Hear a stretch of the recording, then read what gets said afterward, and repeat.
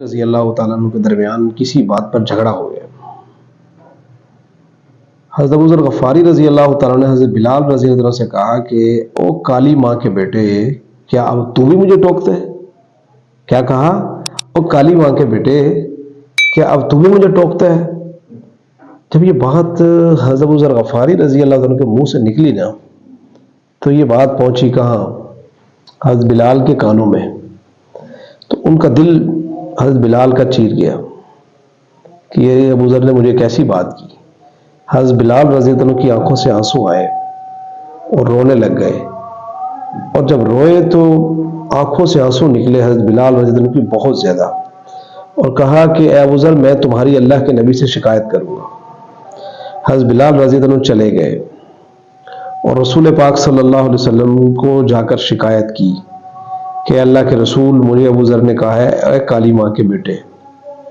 آقا علیہ الصلوۃ والسلام نے حضرت ابو ذر غفاری رضی اللہ تعالیٰ عنہ کو بلایا اور فرمایا کہ ابو ذر، تم نے بلال کو ماں کی کالی ہونے کا تانا دیا ہے، کالی ماں کے بیٹے کہا ہے، تم نے رنگ کا تانا دیا ہے۔ اے ابو ذر، تمہارے اندر سے ابھی جاہلیت ختم نہیں ہوئی؟ تو اتنی ہی بات کرنی تھی تو حضرت ابو ذر غفاری رضی اللہ تعالیٰ عنہ جو تھے نا، ان کی جان نکل گئی یہ بات اللہ کے نبی کی زبان سے سن کے کہ تمہارے اندر سے کیا ابھی جاہلیت نہیں گئی؟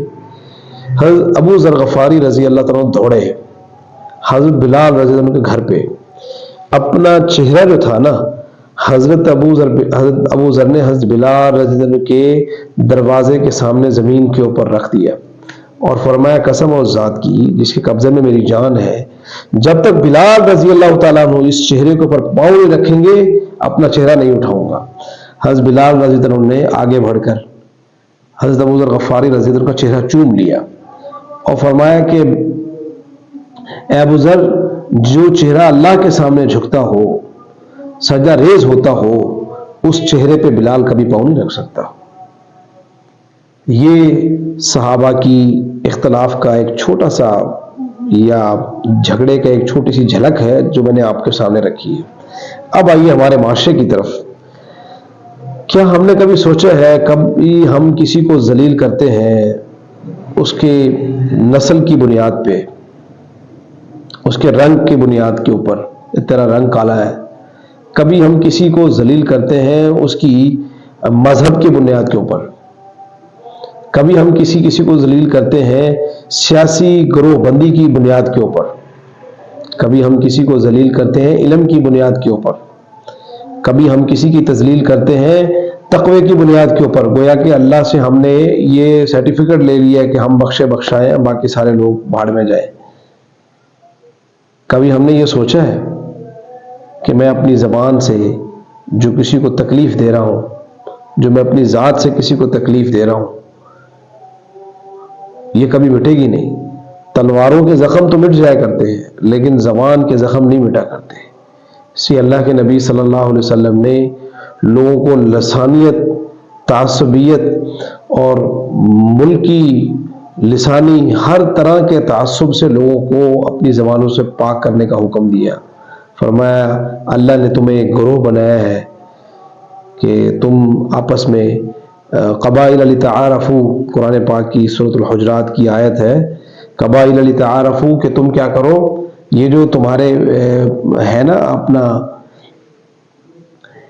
یہ جو تمہاری جتنی بھی یہ پہچان کے لیے یہ تمہارے برادری ہے، یہ تمہاری ذات ہے، یہ ساری پہچان کے لیے ہے۔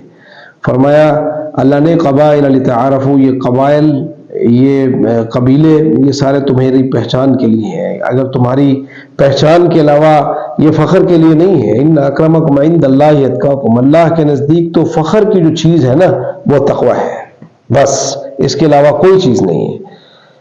نہ کوئی یہ بندہ فخر کر سکتا ہے کہ میں فلاں ملک کا ہوں، مجھے تقویت حاصل ہے، مجھے فوقیت حاصل ہے، میں فلاں برادری سے ہوں، مجھے فوقیت حاصل ہے، میں فلاں خاندان سے ہوں، مجھے فوقیت حاصل ہے، میں فلاں قریشی خاندان سے ہوں، میں ہاشمی خاندان سے ہوں، میں سید، میں کسی خاندان والے کو اللہ کے نبی نے فرمایا کسی کے اوپر برتری نہیں ہے، برتری کس کو ہے؟ ان اکرمکم عند اللہ اتقاکم، کہ اللہ کے نزدیک وہ